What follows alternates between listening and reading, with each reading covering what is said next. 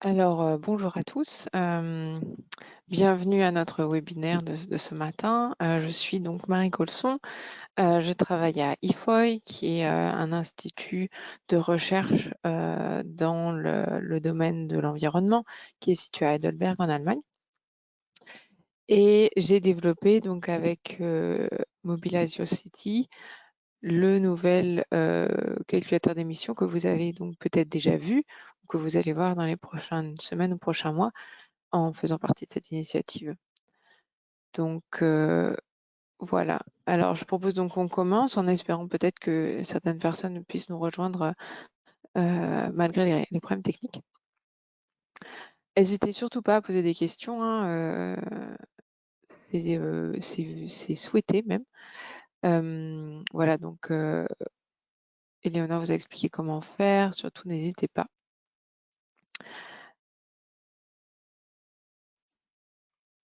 Donc, aujourd'hui, je vais essayer de vous faire une introduction sur le calculateur d'émissions de Mobilize Your City.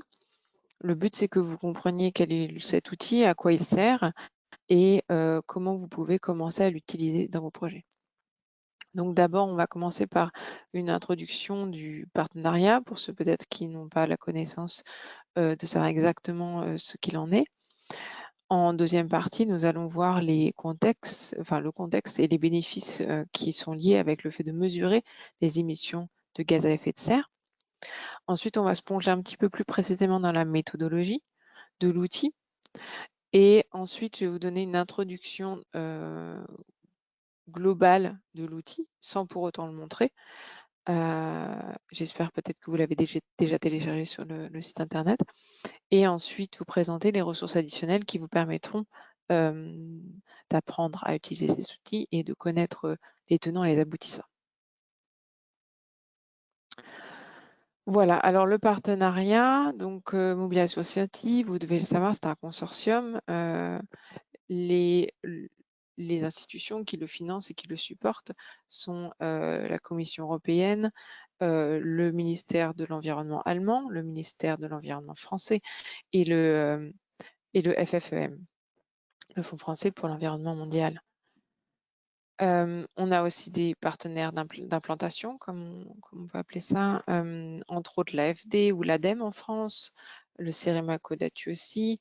En Allemagne, par exemple, on a la GATE7, donc qui est l'équivalent de l'AFD, l'Agence française de développement allemande, la KfW, qui est la banque d'investissement allemande. Donc, un grand nombre de partenaires et quelques knowledge partners aussi, donc par exemple UN Habitat, que vous devez tous connaître, ou ITDP, l'Institut pour le transport et le développement.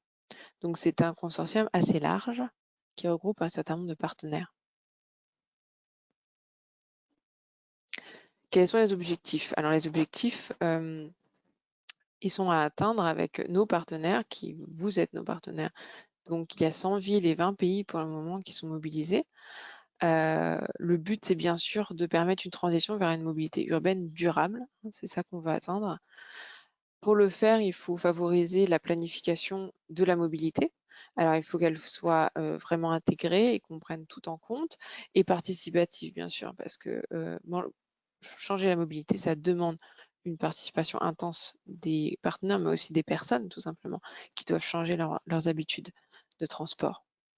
Bien sûr, les grands outils qu'on a pour ça sont les SUMP et les NUMS, donc les plans de mobilité urbaine au niveau national, au niveau local. Donc les NUMS, c'est les nationaux, les SUMP, ce sont les locaux, donc pour les villes. Et on ne fait pas de plan de mobilité, évidemment, sans accès à des financements. Tout ça demande aussi très souvent des financements qui doivent être du coup durables pour des projets de mobilité, si possible à grande échelle.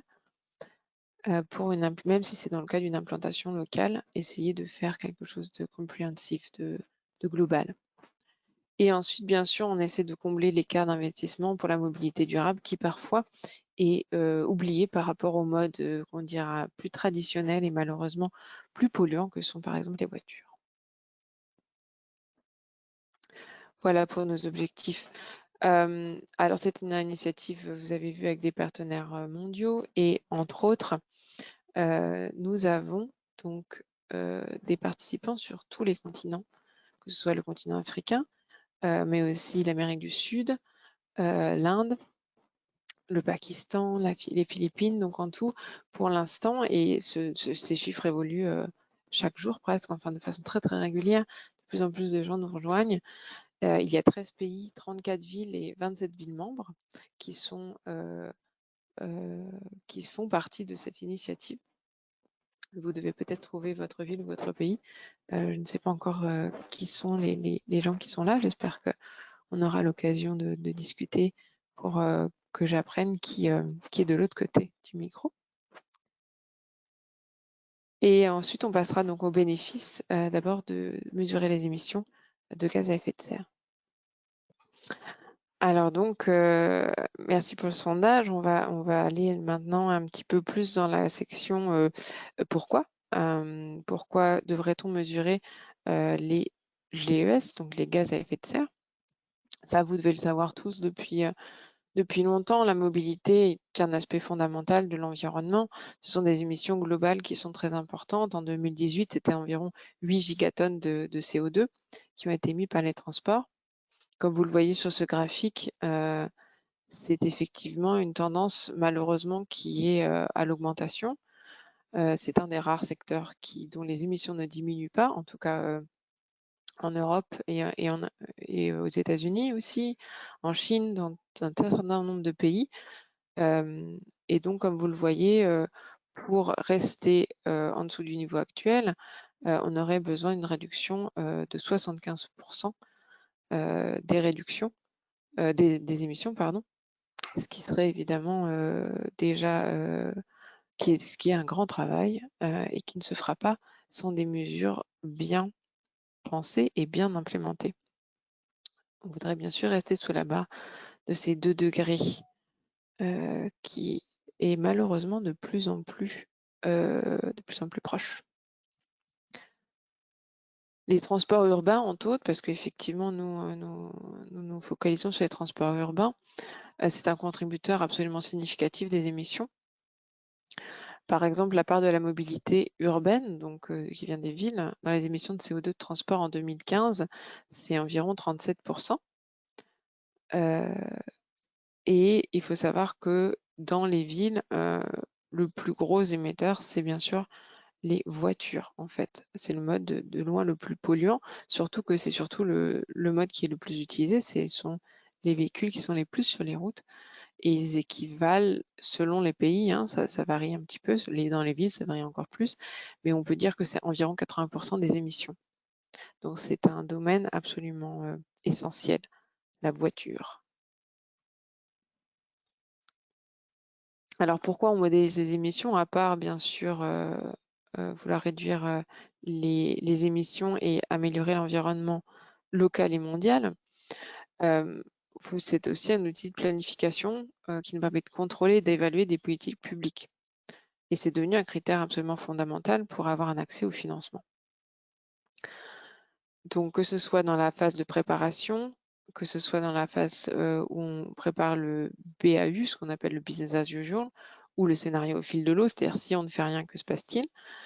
Le scénario SUM, donc le scénario mobilité durable.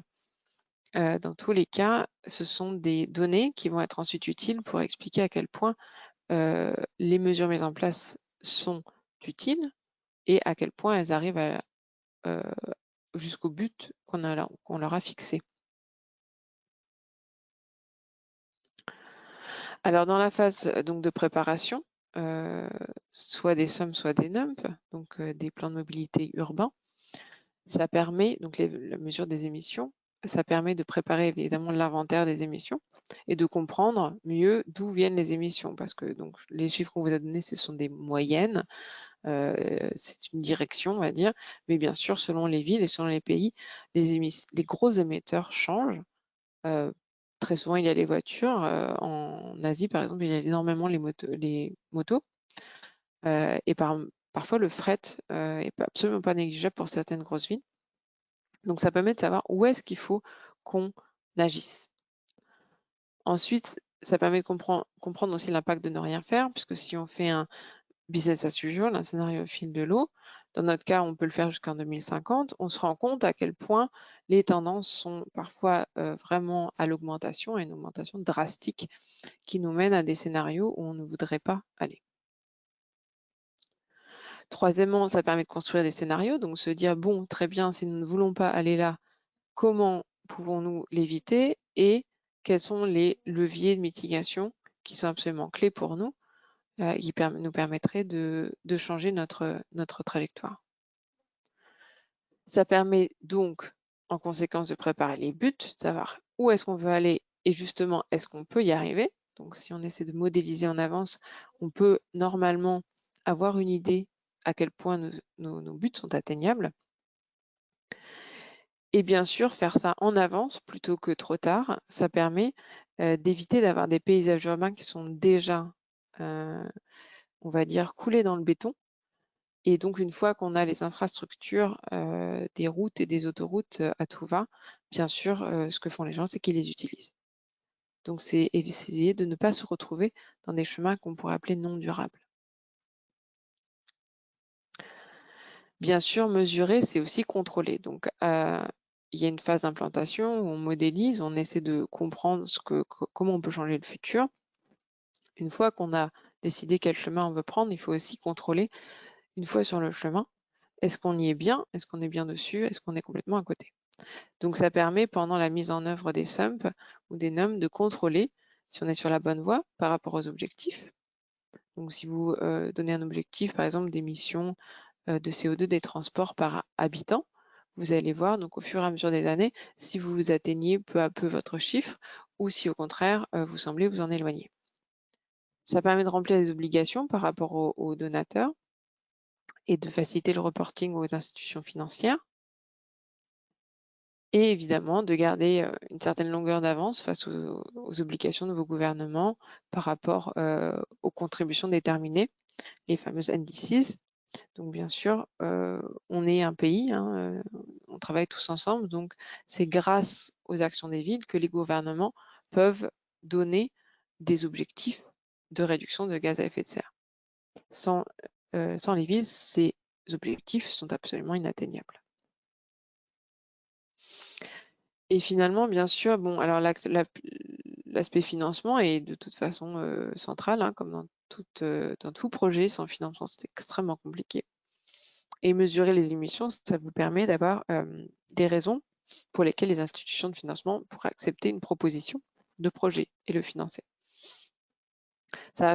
Donc, si vous pouvez avoir un bon scénario et puis un très bon monitoring derrière, ce qui devrait être possible avec le calculateur d'émissions qu'on vous propose, ça permet ensuite d'assurer le respect des critères au fur et à mesure du projet, d'accélérer l'évaluation, parce qu'évidemment, plus le projet est clair, avec des indicateurs clés, transparents, plus il est facile de l'évaluer et d'accepter les projets, et éventuellement même d'augmenter les chances d'avoir des financements supplémentaires.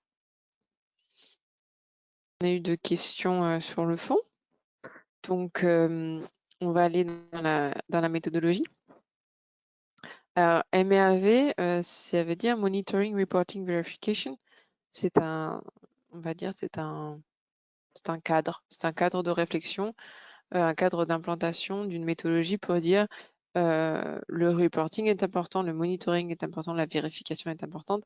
Donc, ce sont 3 phases à mettre en place absolument quand on fait du reporting de gaz à effet de serre. Donc, nous, là, en suivant donc, cette logique, bien sûr, on a 2 points méthodologiques importants à mettre en exergue dans le cadre du calcul des gaz à effet de serre.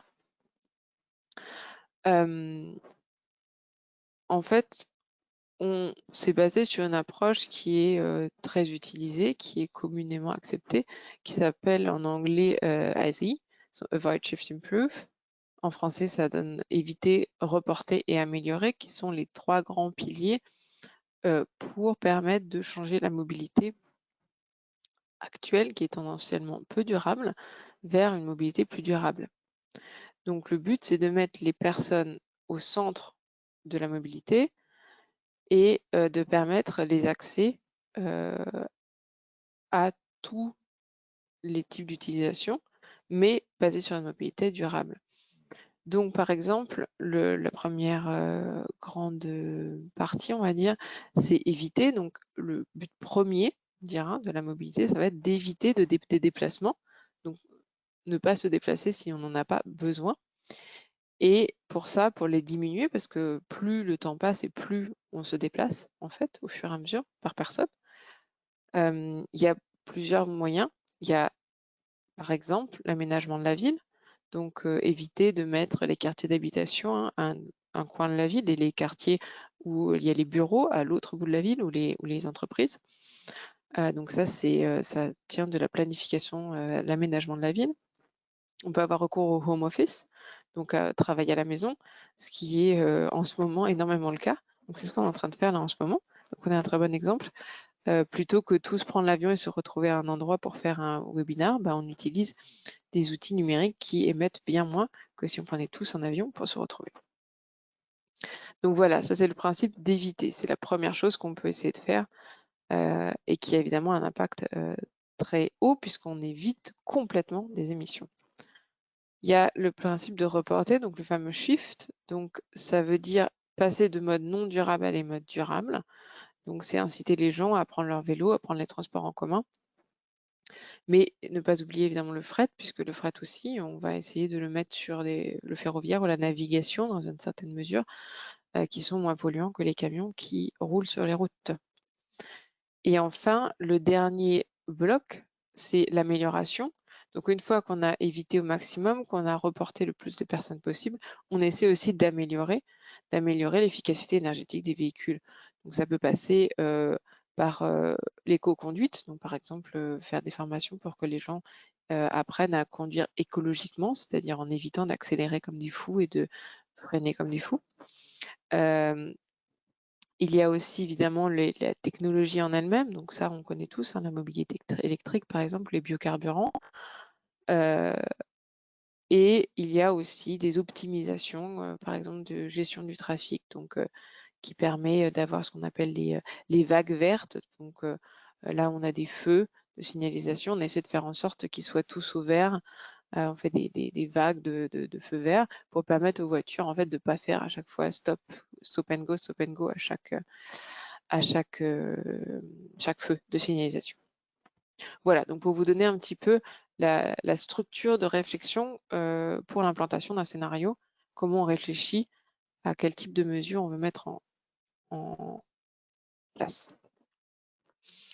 Un deuxième point. Ouais. Alors la méthodologie, donc le deuxième point dont on voulait vous parler, qui est important pour l'outil, c'est l'approche territoriale. Alors l'approche territoriale, ça part du principe de se dire on mesure les gaz à effet de serre, très bien, mais où? Alors on veut s'aligner avec donc les autres aussi grandes initiatives, et puis la méthodologie reconnue, on va dire. Donc que ce soit les C40, donc les grandes villes, ou le Greenhouse Gas Protocol, il y a beaucoup d'autres institutions ou initiatives qui se basent sur le principe de city boundary. Donc c'est donc bien les limites de la ville. Quand on parle des villes, bien sûr, c'est le même principe pour les pays. Donc c'est-à-dire qu'on veut vraiment capturer tous les véhicules qui se trouvent à l'intérieur des limites de la ville. Alors il faut déjà définir, on part du principe de la ville fonctionnelle, c'est-à-dire peu importe les questions administratives, etc. Le but, c'est de réduire les émissions. Donc, on peut explorer les frontières, on peut aussi les étendre et dire qu'on inclut les villes, par exemple, qui sont absolument limitrophes ou les banlieues, pour vraiment prendre toute la ville là où les déplacements se font, donc la ville fonctionnelle. Et à l'intérieur de ce cercle, on veut prendre tout le trafic de véhicules, c'est-à-dire des habitants, mais aussi des visiteurs, c'est-à-dire ceux qui font leur trajet à l'intérieur de la ville. Il y a aussi ceux qui vont faire leur trajet, qui vont commencer en ville, qui vont aller faire quelque chose dans la ville d'à côté. Donc là, on veut avoir la section qu'ils ont conduit dans notre ville. Et puis, on veut avoir aussi ceux qui viennent de l'extérieur et qui viennent dans notre ville. Et puis, effectivement, ceux qui y passent complètement, c'est-à-dire qu'ils ne vont pas s'y arrêter, mais qui vont même passer à travers. Ça nous permet d'avoir aussi donc une vision globale et entière. On a tout le trafic pas seulement de nos habitants. Et ça permet aussi, si on arrive à faire une différenciation, quel est le trafic des habitants, quel est le trafic des personnes qui passent à travers, etc., de pouvoir aussi se focaliser sur un certain nombre de mesures qui permettent d'adresser ces problèmes, entre guillemets, en particulier. On ne mettra pas en place les mêmes mesures pour supprimer, par exemple, des kilométrages des habitants ou supprimer le kilométrage de personnes qui passent à travers les villes. Parce qu'évidemment, on ne s'adresse pas du tout aux mêmes personnes. Voilà. Peut-être je reviens sur la partie d'avant. Je peux focaliser sur la ville. Pas la partie nationale, c'est le même principe, sauf que c'est un peu plus facile dans un sens, parce qu'il y a moins, on va dire, ça dépend des pays, mais grosso modo, on est entre à peu près dans les 90% du trafic qui est en fait lié aux habitants, quand on parle du niveau du pays. À moins d'être un pays où il y a énormément de trafic qui passe à travers, parce que je ne sais pas, on serait entre deux pays qui auraient énormément d'échanges économiques, par exemple. Sinon, grosso modo, une énorme partie des émissions sont dues aux habitants. Il est néanmoins recommandé d'essayer d'évaluer quels sont les transits, donc les personnes qui visitent, donc les touristes en fait, et puis le trafic qui passe à travers le pays. Néanmoins, c'est peut-être un petit peu moins, on va dire, le pourcentage des parties externes venant à l'intérieur ou des parties internes allant à l'extérieur est un peu moins importante que dans une ville. Dans une ville, c'est parfois des flux majeurs. Voilà, c'était pour le point pour le pays. Alors, allons un petit peu à la question du calculateur, qui est donc le truc central. Alors, à quoi sert ce calculateur? C'est un calculateur d'émissions de gaz à effet de serre. Donc, il n'y a pour l'instant pas les polluants dedans, qui a été donc mis en place par Mobilisation City, qui est destiné aux autorités locales, régionales ou nationales de pays en développement, qui permet de calculer donc les gestes des transports routiers et ferroviaires. Pour l'instant, il n'y a pas le transport maritime et il n'y a pas le transport aérien. Ça permet normalement de faire un scénario au fil de l'eau, ce qu'on appelle le fameux business as usual, et de calculer un scénario climat ou l'implantation d'un hump ou d'un sump, et donc de découvrir le potentiel de réduction de ce scénario comparé aux émissions du scénario au fil de l'eau, que ce soit donc pour le transport urbain, que ce soit pour le passager ou pour le fret. C'est un outil Excel, donc normalement, il n'y a pas de problème pour utiliser ce software pour tout le monde. Alors, répondons à quelques peut-être premières questions qui pourraient venir logiquement. Quel est le but? Bon, ben, comme spécifié, hein, c'est calculer les émissions à la fois de maintenant, d'un inventaire. Donc ça, c'est la première partie, de modéliser ensuite le scénario, la deuxième partie. On peut aller jusqu'à 2050. Ensuite, de modéliser un scénario climat, le SUMP ou le NUMP, à la fois pour le passager et le fret. C'est un outil qui est utilisé pour toute l'initiative, donc ça veut dire pour tous les continents que vous avez pu voir sur la carte au début. C'est pourquoi il est en anglais, en français et en espagnol. Vous pouvez choisir la langue qui vous correspond le mieux. Il faut savoir en utilisant l'outil, un outil c'est quelque chose qu'il faut apprendre à maîtriser, c'est normal, ça prend un petit peu de temps.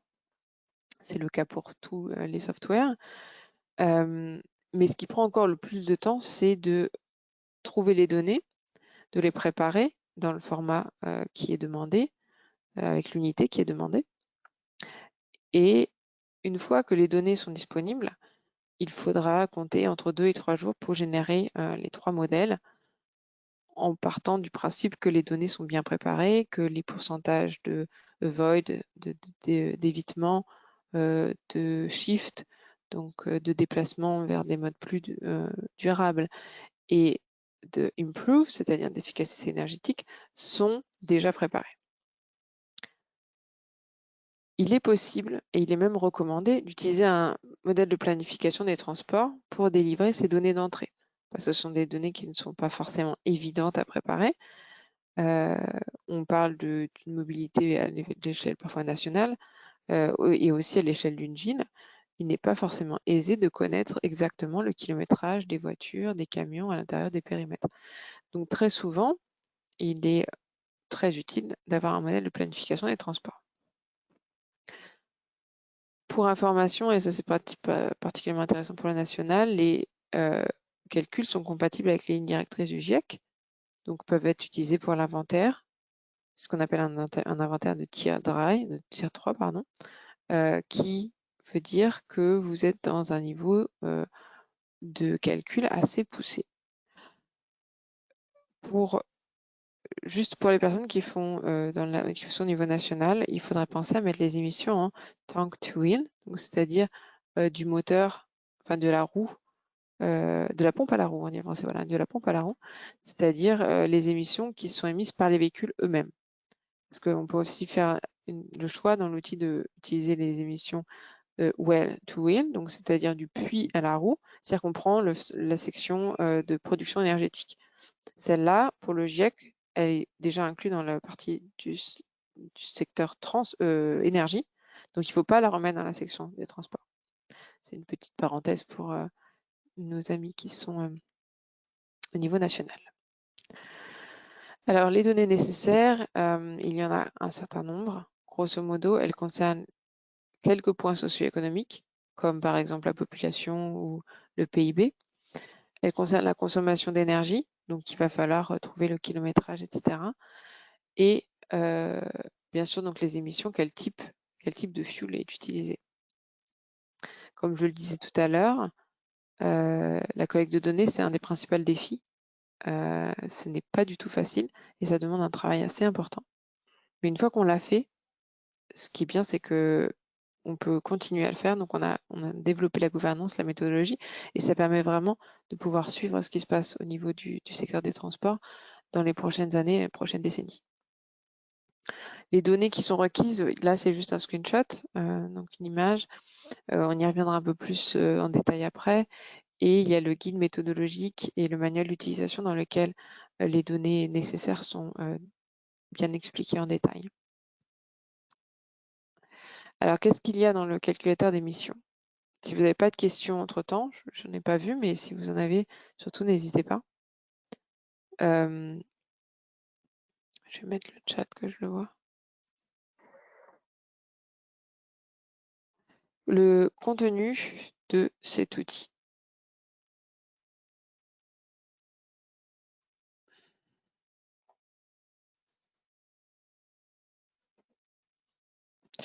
Alors, l'inventaire et le scénario BAU. Alors, l'inventaire, vous savez ce que c'est, hein, donc c'est faire l'inventaire des transports qui sont en ce moment utilisés dans vos villes ou dans vos pays pour la route et le ferroviaire. Donc, il nous faut les kilomètres par catégorie de véhicules. Catégorie de véhicules, j'entends voiture, camion, motocyclette, etc. Les types de carburant, quelle part est du gasoil, quelle part est du diesel, de l'essence. La consommation, donc la consommation des véhicules, combien ils consomment de litres au 100 km, le taux d'occupation, combien de personnes y a-t-il dans vos bus, dans vos tramways, et ou le taux de charge, évidemment pour les camions, si on parle du fret. Donc ça va nous permettre d'avoir une vision globale de qu'est-ce qui se passe en ce moment et de savoir combien on émet à un temps T. Donc par exemple, on peut définir une année 2018 ou 2019 ou même 2020 si on est très actuel. Ensuite, il y a le scénario. Et dans le scénario, on va demander en fait le taux de croissance des kilomètres dans le BAU. Si vous ne faites rien, à combien vous estimez le taux de croissance des kilomètres par catégorie de véhicules? Parce qu'évidemment, les croissances ne sont pas forcément exactement les mêmes selon si c'est les voitures, les motocyclettes ou les camions. Le taux de croissance de la consommation de carburant, s'il y a une visibilité sur est-ce que en moyenne, les voitures ont tendance à plus consommer ou à moins consommer. Par exemple, chez nous, ils devraient moins consommer puisqu'on a des améliorations technologiques, mais dans le même temps, les voitures, on utilise des SUV, donc de plus en plus de grosses voitures qui en fait contrecarrent l'amélioration technologique. Donc en fait, la consommation globale diminue, mais beaucoup moins que ce qu'on aurait pu attendre par rapport au point de vue technologique.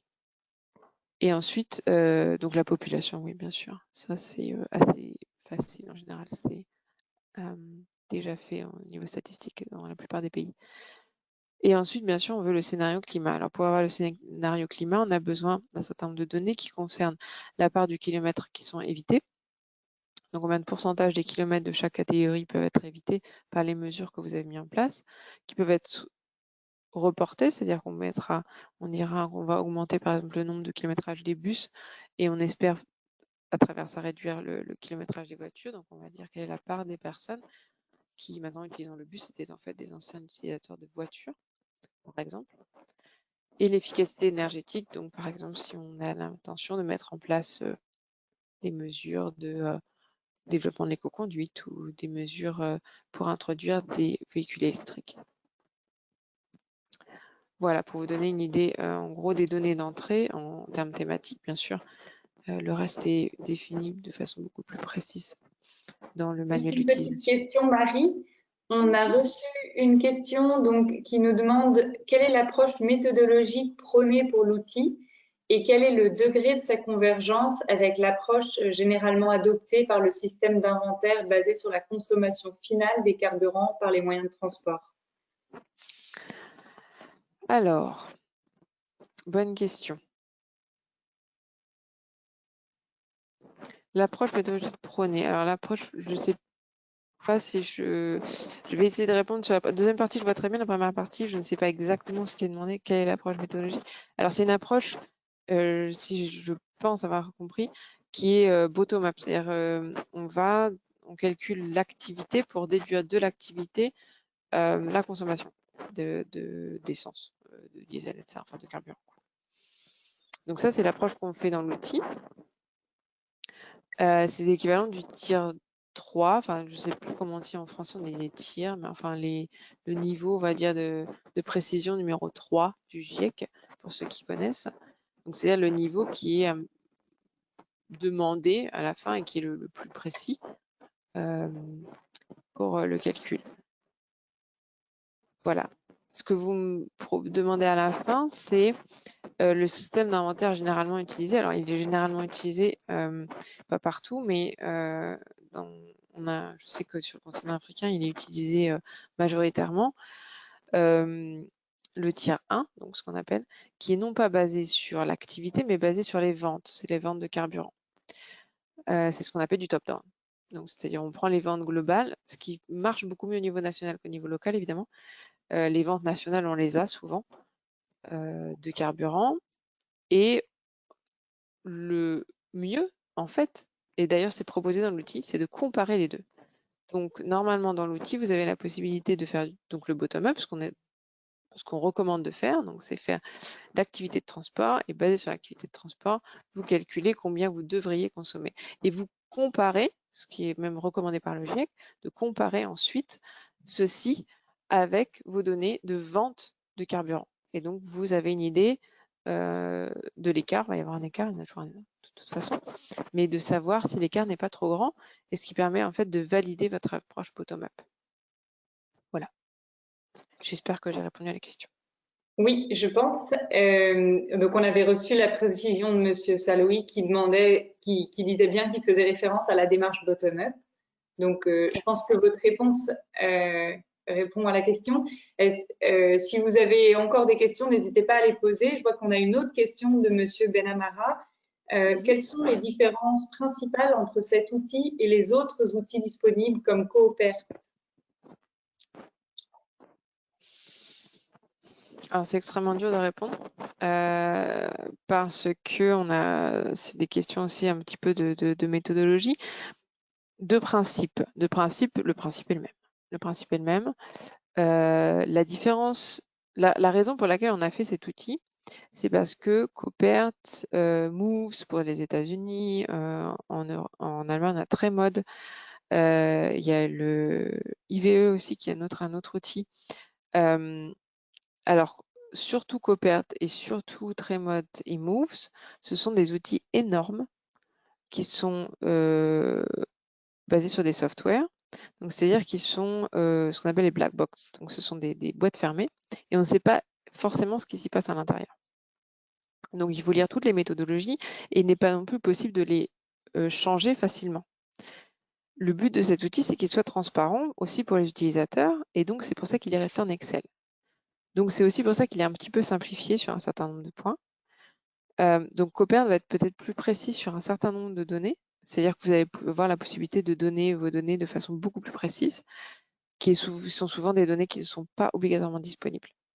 Donc, on a essayé de faire un entre-deux, si vous voulez, entre des softwares qui sont parfois trop compliqués, qui demandent trop d'informations, et d'autres softwares qui sont disponibles ou des Excel qui sont disponibles, mais qui sont trop approximatifs. Donc voilà, le but, c'était d'essayer de trouver un entre-deux qui soit basé sur Excel, qui soit ouvrable à peu près sur tous les ordinateurs, et qui soit modifiable à souhait. C'est-à-dire que si quelqu'un s'y connaît très bien en Excel ou comprend très bien les méthodiques, il peut éventuellement changer cet outil en fonction de ses besoins, normalement. Et nous, on peut aussi, de façon assez simple, rechanger l'outil au fur et à mesure des besoins et des demandes. Voilà. Merci Mais Marie. méthodologiquement, c'est pas à peu près pareil. Il n'y a pas de différence méthodologique fondamentale pour les gaz à effet de serre. Très bien, merci pour cette réponse. Encore une question de Monsieur Assaoui. Donc, je vous donne la parole, Monsieur Assaoui. Oui, merci. Merci. Non, je voudrais savoir pourquoi vous avez insisté seulement sur l'activité route et ferroviaire et non pas, vous n'avez pas évoqué l'aviation, le maritime et la navigation interne, qui sont très utilisées dans ce sorte de méthode de calcul. Oui, alors c'était un choix donc des partenaires, donc c'est pas mon choix à moi, bien sûr. La raison principale, c'est que normalement, la Mobility City Initiative, elle est focalisée sur l'urbain. Et dans l'urbain, bien sûr, la plus grande partie des émissions, c'est les routes et éventuellement le ferroviaire, mais en fait, le ferroviaire, pas tellement, mais les routes. Et tout ce qui est navigation pourrait rentrer en ligne de compte, et on a beaucoup de retours de villes qui disent bah oui, mais nous, on a vraiment de la navigation en urbain. Donc là, c'est déjà remonté doucement donc aux institutions MOSI, secrétariat, etc. Pour l'aviation, en urbain, c'est assez rare qu'on considère l'aviation comme à l'intérieur en fait du côté urbain. Hein. On pourrait aussi penser à l'inclure si certaines villes considèrent que les émissions quand même doivent être prises en compte s'ils ont un aéroport qui est très très proche de la ville, par exemple. Donc voilà, c'est les raisons pour lesquelles ça n'a pas été inclus au premier abord. Ce ne sont pas les émissions principales. Et on peut se demander si c'est bien lié au transport urbain ou pas. Voilà. Mais je pense qu'il y a des discussions en ce moment de se demander si ça ne devrait pas, dans le prochain développement, être aussi intégré, en tout cas sur la navigation fluviale. Est-ce qu'on a répondu à votre question, Monsieur Assaoui? Oui, merci. Merci, c'est bon. Merci. Non, et en plus que ça, parce que moi, je suis sur l'Afrique. Ça, c'est pour l'aviation et pour le transport, surtout la navigation interne, c'est très négligeable. Seulement, le problème, c'est pour la navigation. Et lorsqu'on fait l'inventaire à l'échelle nationale, c'est vrai que ça va peser. Hein. L'aviation, ça va peser sur ce qui est national. Donc, à mon avis, pour le moment, c'est peut-être, il faut le négliger dans le début, mais après, je crois qu'il faut y tenir compte. Oui, si vous voulez utiliser l'outil pour faire votre inventaire de gaz à effet de serre, donc c'est un national, hein, pas juste parce que je précise, c'est pas forcément intuitif. Hein. Dans cette initiative, il focalise vraiment sur l'urbain. C'est-à-dire que même au niveau national, normalement, les émissions à calculer devraient être les émissions urbaines, en tout cas à reporter pour le Mobilisation City. Il est évident qu'au niveau national, on a tendance à faire en fait les émissions nationales en premier abord. Et ensuite, il faut voir quelle est la part de l'urbain là-dedans. Et effectivement, si vous faites au niveau national, l'aviation a une part absolument pas négligeable. Je suis complètement d'accord avec vous. Merci. Et encore une question de la part de Monsieur Benamara qui demande quel est l'écart tolérable entre les résultats obtenus à travers la méthode top-down et ceux obtenus par la méthode bottom-up pour valider ces résultats. Ouais, c'est une excellente question. Ça varie énormément. Ça varie énormément. Alors, c'est dur de donner des chiffres. Je dirais, en tout cas, nous, on le fait pour l'Allemagne, on peut avoir des différences qui vont de quelques points de pourcentage, qui sont absolument aucun problème. De 3%, c'est absolument parfait, même je voudrais dire, jusqu'à 10-11%. Quand on est au-delà, ça ne veut pas dire que c'est faux, mais ça peut vouloir dire qu'il y a une explication qui fait qu'on a un différentiel. Donc, par exemple, on a travaillé, moi j'étais en Tunisie, et en Tunisie, on s'est rendu compte qu'en fait, il y avait 2 points essentiels qu'on n'avait pas pris en compte dans le top-down, donc c'est-à-dire dans les ventes. C'était qu'il y avait par exemple le diesel qui était utilisé aussi pour l'habitation. Donc en fait, si on met tout le diesel dans le secteur des transports, on surestime la vente pour les secteurs des transports. Donc ça, c'est un point qui est souvent à regarder quand on a un gros écart entre top-down et bottom-up, surtout si c'est particulièrement du côté du diesel. Pour l'essence, en général, c'est utilisé que dans le transport, donc ça, c'est facile. Et le deuxième point, c'était la question de la fraude qui arrive, malheureusement. C'est-à-dire que les gens vont en fait, dans un sens ou dans un autre, ça dépend selon les prix, tous les frontaliers vont aller prendre leur essence dans les pays d'à côté, où il va y avoir carrément de l'import noir. Donc c'est-à-dire sur des ventes qui ne seront pas enregistrées. Et dans le cas de la Tunisie, c'était absolument pas négligeable. Ça nous a fait des écarts qui avoisinaient les 20%. Donc c'est toute une méthodologie à suivre pour essayer de trouver les différents points qui expliqueraient un écart. Et s'il n'y a aucun point qui explique un écart, ça demande aussi très souvent de revenir dans le bottom-up, donc dans l'outil, et d'essayer de voir. Il y a toujours des données où on n'est pas extrêmement sûr. Par exemple, je ne sais pas, la consommation moyenne des véhicules, peut-être on n'a pas des chiffres très très exacts. Donc tous les chiffres où on se dit déjà à la base, la sûreté de ce chiffre n'est pas extraordinaire, de revenir particulièrement sur ces chiffres et d'essayer de s'interroger en disant est-ce que vraiment le chiffre est bon, et peut-être essayer de voir si là il n'y a pas aussi des erreurs. Donc c'est à la fois du côté du top-down qu'il faut vérifier qu'il n'y a pas des chiffres qui sont passés un petit peu en marché noir, ou s'il y a trop de gens qui vont faire leur plein à l'extérieur, ou si on n'a pas bien attribué les ventes de véhicules au bon secteur, énergie ou transport, etc. Et de l'autre côté, le bottom-up, où là, on va regarder si les données qu'on a entrées, et on est vraiment robuste sur toutes les données, ou s'il y a des données où peut-être on peut améliorer un peu les choses. Et donc, merci pour cette réponse. On a une question complémentaire à ça. Donc, Monsieur Benamara nous demandait, on a comme donnée d'entrée le taux d'occupation des véhicules, et je pense que la collecte de ce genre de données est extrêmement difficile. Quelles sont les meilleures pratiques en la matière? Alors, le taux d'occupation des véhicules. Alors, vous inquiétez pas, c'est vrai que je voulais dire, le gros travail, c'est de trouver les données, hein. On en est bien conscient, chez nous c'est pareil. Mais sans données, on fait rien. Donc, il faut essayer de les trouver. Dans le guide méthodologique, il va y avoir un certain nombre d'idées, de sources typiques, de voies de développement, où on va essayer de donner des idées comment le faire. Alors là, pour le taux d'occupation, la plupart du temps, ce sont des observations. Donc si, soit ce sont des, je suis en train de chercher le mot, j'ai le nom en anglais, survey, des questionnaires. On fait des questionnaires, donc soit des questionnaires directement faits sur les routes, enfin, ou dans les parkings, ou voilà, pour lier avec l'utilisation de la voiture, ou on le fait chez les personnes directement, pour savoir quel est le taux d'occupation moyen des véhicules. Pour le privé, pour le public, soit les entreprises publiques de transport ont des données et ont fait des enquêtes sur ce sujet. Sinon, effectivement, elles font des enquêtes aussi dans les bus, dans les tramways, et en fait, il y a une personne qui compte le nombre de passagers sur une certaine période pour pouvoir être représentatif.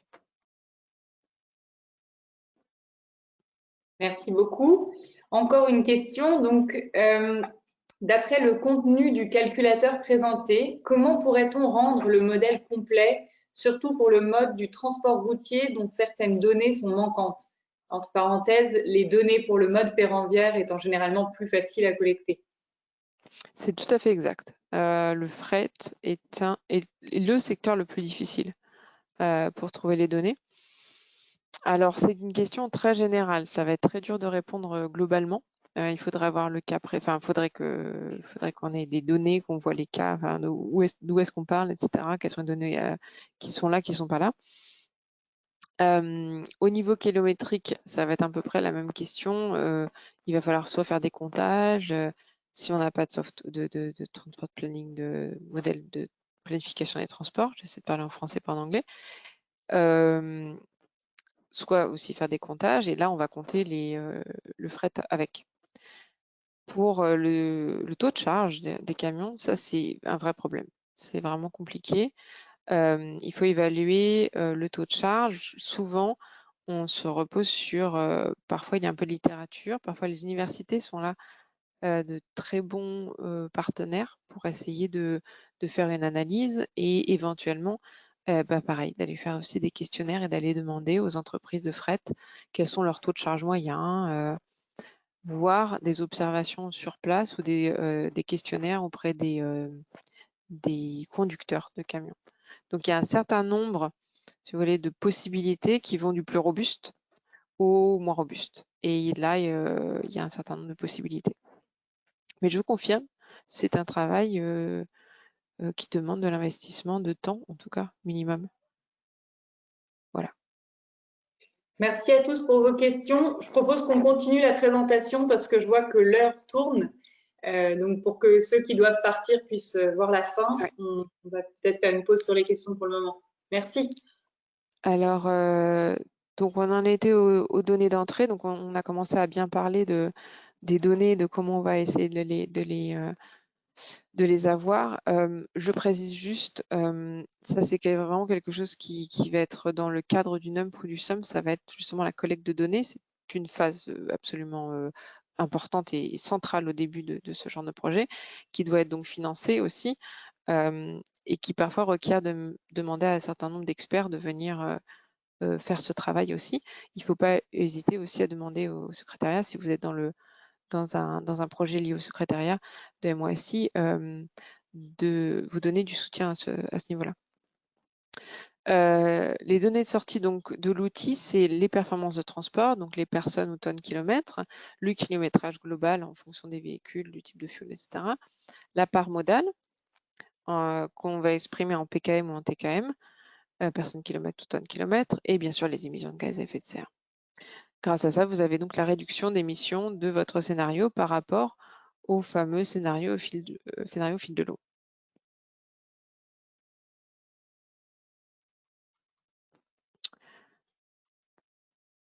Alors un aperçu, ça c'est un aperçu de l'outil, donc c'est vraiment des petites images. L'outil est quand même assez relativement volumineux, mais reste tout à fait mesurable. Donc vous avez différentes pages où vous avez justement la base, enfin l'inventaire, puis le BAU, puis le scénario climat. Donc on essaie de vous guider comme ça, pas à pas, de donner petit à petit toutes les informations les unes après les autres.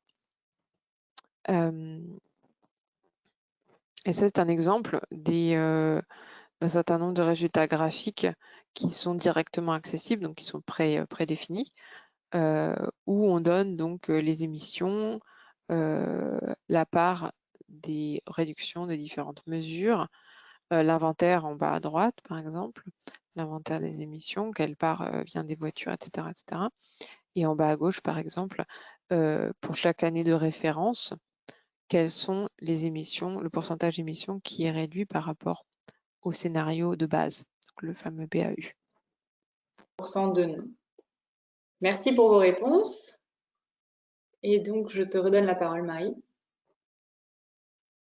Merci. Alors, donc là, on en est à la fin de notre webinaire. Pour ceux qui ont des rendez-vous après, il est déjà 11h05. Alors, les ressources additionnelles que vous avez, qui sont pour toutes, sauf une qui est en train de se finir, donc qui va bientôt être actualisée, vous les avez sur le site internet de MOSI. Donc, le calculateur d'émissions est là.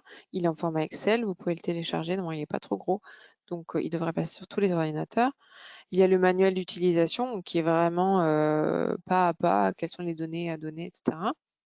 Dedans, par contre, il n'y a pas c'est un manuel d'utilisation de l'outil, c'est-à-dire qu'il n'y a pas d'explication sur comment avoir les données avant, ça explique juste comment l'outil marche et quelles sont les données à mettre dedans. Il y a un didacticiel vidéo que j'ai fait aussi, donc vous allez reconnaître ma voix dessus, qui donne les explications sur pas à pas comment on utilise l'outil. Pour l'instant, il est en anglais, donc je ne sais pas si, Eleonore, tu pourras peut-être dire après, s'il y a une traduction qui est en cours de route pour le faire en français. Donc voilà, c'est vraiment du pas à pas. Je fais un exemple de vous êtes telle ville, là, alors vous rentrez cette donnée-là, et on fait le travail ensemble petit à petit. Et enfin, le dernier, c'est celui, je dis, qui est en train de se faire actualiser, qui va bientôt être fini. C'est le guide méthodologique. Donc là, on explique vraiment la méthodologie globale, ce qui inclut aussi comment, au niveau des sources, quelles sont les possibles sources. On donne des exemples, on essaie d'être le plus didactique possible. Ça ne couvrira pas tous les aspects de tous les pays et de toutes les villes. Donc là, il faudra de toute façon faire un travail local parce qu'il y a des spécificités qu'on ne peut pas mettre en exergue. Néanmoins, il y aura déjà un certain nombre de voies d'exploration qui seront données et toute la méthodologie qui sera là donc exposée. Et à venir, il y a un webinar de l'ADEME et des villes marocaines qui doivent faire leur retour d'expérience. Pour l'instant, il n'y a pas de date, donc vous allez être mis au courant et vous pouvez suivre évidemment, comme toujours, par Facebook, Twitter, LinkedIn, voilà, tous les réseaux numériques. Merci pour votre attention et je laisse peut-être Eleonore donner la réponse sur le webinaire en français, enfin pas sur le webinaire, sur le tutoriel vidéo en français et reprendre la modération. Merci Marie pour cette présentation. Merci à tous pour votre participation. Donc oui, pour vous dire par rapport au tutoriel, il va effectivement y avoir des traductions donc en anglais, en français, en espagnol. L'outil est également disponible dans ces 3 langues et basé sur toutes les questions que l'on est en train de récolter à travers les différents webinaires organisés, on va également préparer une foire aux questions qui sera disponible dans les 3 langues. Donc là, il s'agissait vraiment d'une première introduction à l'outil et je vous invite à vous rendre sur le site internet pour télécharger le calculateur et puis toutes ces ressources dont on vous a parlé.